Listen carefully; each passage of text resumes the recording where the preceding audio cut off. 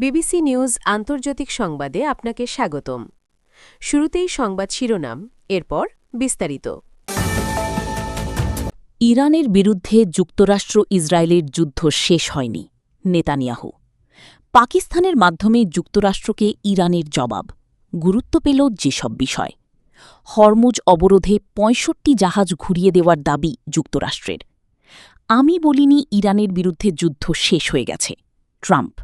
এতক্ষণ শুনছিলেন সংবাদ শিরোনাম, এখন বিস্তারিত। আপনি যদি মুসলিমদের পাশে থাকতে চান তাহলে ভিডিওতে লাইক করে চ্যানেলটি অবশ্যই সাবস্ক্রাইব করে দেবেন। ইরানের বিরুদ্ধে যুক্তরাষ্ট্র ইসরায়েলের যুদ্ধ শেষ হয়নি, নেতানিয়াহু।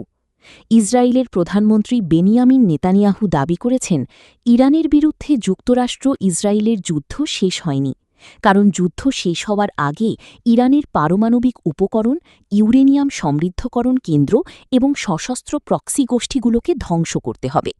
সিবিএস নিউজকে নেতানিয়াহু বলেন, আমরা কিছু জিনিস ধ্বংস করেছি, কিন্তু সেই সব কিছু এখনও রয়ে গেছে, তাই আমাদের কাজ বাকি আছে।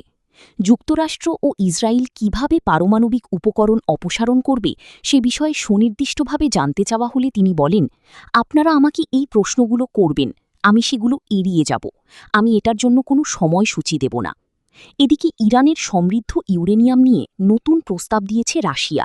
দেশটির প্রেসিডেন্ট ভ্লাদিমির পুতিন বলেছেন, আমরা ইরানের মজুতকৃত সমৃদ্ধ ইউরেনিয়াম পরিবহন ও সংরক্ষণ করতে প্রস্তুত। মস্কোতে এক সংবাদ সম্মেলনে পুতিন এই প্রস্তাব দিয়েছেন।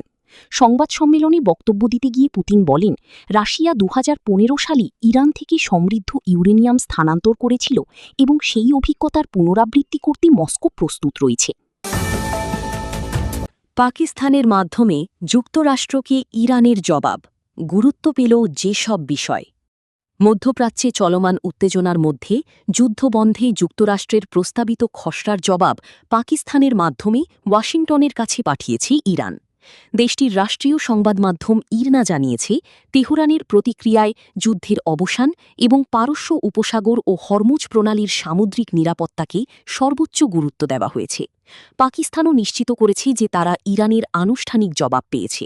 সংশ্লিষ্ট সূত্রগুলোর মতে, যুক্তরাষ্ট্র ও ইরানের মধ্যে আলোচনায় বর্তমানে এক ধরনের জরুরি পরিস্থিতি বিরাজ করছে এবং আগামী কয়েকদিন পরিস্থিতির জন্য অত্যন্ত গুরুত্বপূর্ণ হতে পারে। বিশ্লেষকদের মতে, সাবেক মার্কিন প্রেসিডেন্ট ডোনাল্ড ট্রাম্পের সম্ভাব্য চীন সফরের ঠিক এক সপ্তাহ আগে এই কূটনৈতিক অগ্রগতি বিশেষ তাৎপর্য বহন করছে, কারণ চীন ইরানের তেলের অন্যতম বড় আমদানিকারক এবং তেহরানের সঙ্গে বিজিংয়ের কৌশলগত সম্পর্ক রয়েছে। মার্কিন কর্মকর্তারা ইঙ্গিত দিয়েছেন, সংকট সমাধানে সরাসরি আলোচনার পথ এখনও খোলা রয়েছে, তবে নতুন করে আরেক দফা বৈঠক হবে কিনা সে বিষয়ে নিশ্চিত কিছু জানা যায়নি। এদিকে চলমান অস্থিরতায় পাকিস্তানও অর্থনৈতিক চাপের মুখে পড়েছে। জ্বালানির দাম বেড়ে যাওয়ায় দেশটিতে ভোগ্যপণ্যের বাজারেও প্রভাব পড়ছে। ইরানের সঙ্গে ইসলামাবাদের সুসম্পর্ক এবং ট্রাম্প প্রশাসনের সঙ্গেও পাকিস্তানের গ্রহণযোগ্য অবস্থান থাকায় মধ্যস্থতায় দেশটির ভূমিকা গুরুত্বপূর্ণ হয়ে উঠেছে বলে মনে করছেন পর্যবেক্ষকরা। হরমুজ অবরোধে ৬৫ জাহাজ ঘুরিয়ে দেওয়ার দাবি যুক্তরাষ্ট্রের।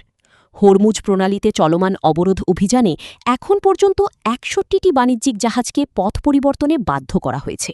পাশাপাশি আরও ৪টি জাহাজ অচল করে দেওয়া হয়েছে বলে জানিয়েছে ইউএস সেন্ট্রাল কমান্ড, সেন্টকম।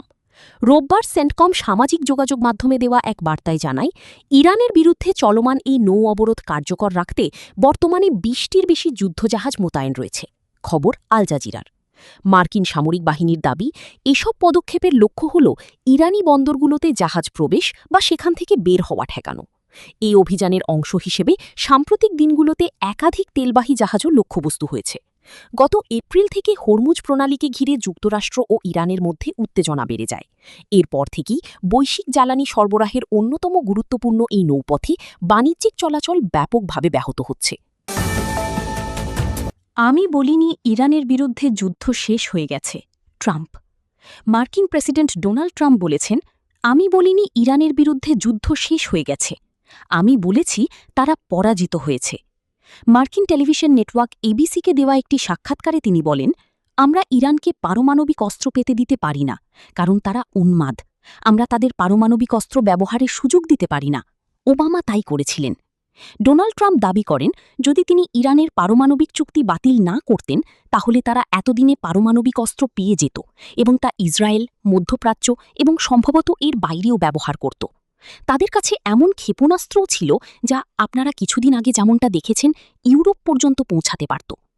ইরানের বিরুদ্ধে সামরিক অভিযান শেষ হয়ে গেছে কিনা এমন প্রশ্নের জবাবে ট্রাম্প বলেন, আমি এমনটা বলিনি, আমি বলেছি তারা ব্যর্থ হয়েছে, কিন্তু তার মানে এই নয় যে কাজ শেষ হয়ে গেছে।